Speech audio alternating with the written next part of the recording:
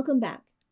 In this video, we are going to find the greatest common factor using prime factorizations and Venn diagrams. This is a very visual and useful method because it helps us see what two numbers have in common. Let's begin with 32 and 24.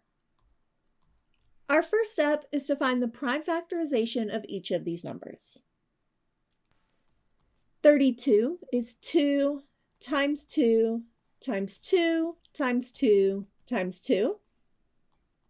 24 is 2 times 2 times 2 times 3. Now we ask, what do they have in common? They both have 3 factors of 2, and that's what they have in common. So in the Venn diagram, the center gets 3 2's since that's what they share. This side is going to be the 32. It has 2 extra 2's.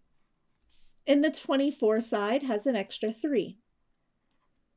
And the GCF is at the center part of the diagram.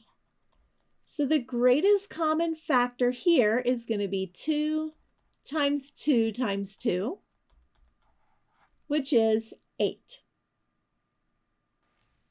Let's do this again for 48 and 96. 48 is 2 times 2 times 2 times 2 times 3.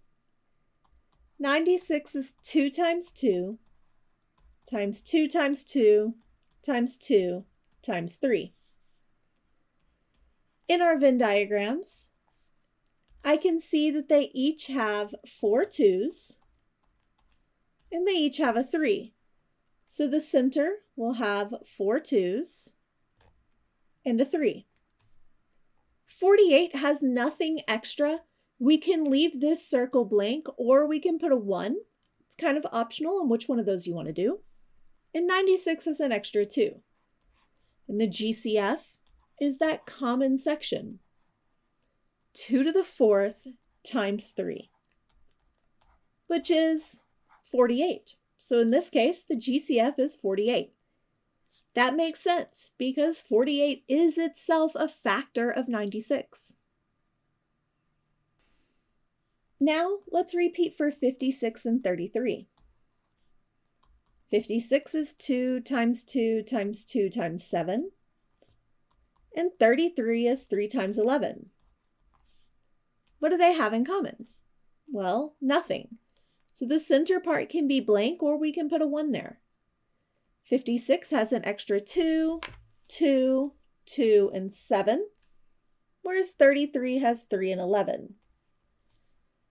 So in this case, the Venn diagram has no shared prime factors in the center, and our GCF will be 1. This is a good moment to point out that when two numbers have a GCF of 1, we call them relatively prime. So 56 and 33 are called relatively prime. Now let's repeat for 18 and 24. 18 is 2 times 3 times 3, and 24 is 2 times 2 times 2 times 3. We can see they each have a 2, and they each have a 3. So the center will contain a 2 and a 3. 18 has an additional 3, and 24 has a 2 and a 2. So our GCF is what they have in common. It's the center part of our Venn diagram. That contains a 2 and a 3. So our GCF here is 6. This method is so helpful because it makes the word common visible. The shared part goes in the center. That shared part becomes the GCF. As future teachers, this is a great model to use when students are ready to connect factors, multiplication, and structure. In the next video, we'll learn the slide method for finding the GCF and then connect it to prime powers.